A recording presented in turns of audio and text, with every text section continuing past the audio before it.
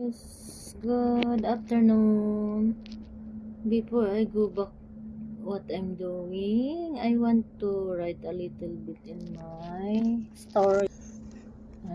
There, I'm writing my own life story. See, I want to publish this one and put it in the book. See,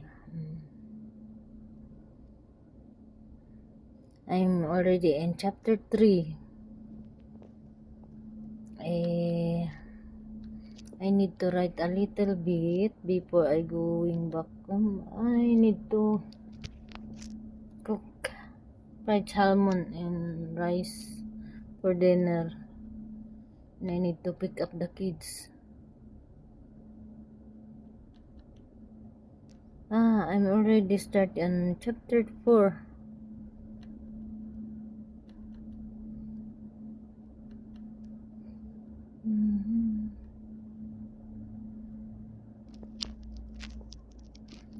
And this is I think this is until chapter 5 or chapter 6. I'm already in chapter 4. See.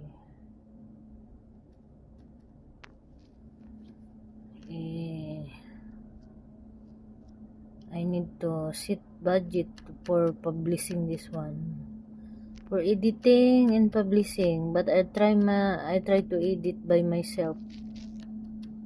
By myself, and I need to find how to publish on publishing. I'm the one who publish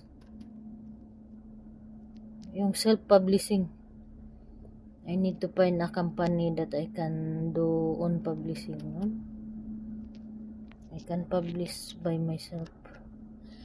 The title of my is From Rejection to Bless, my miracle story.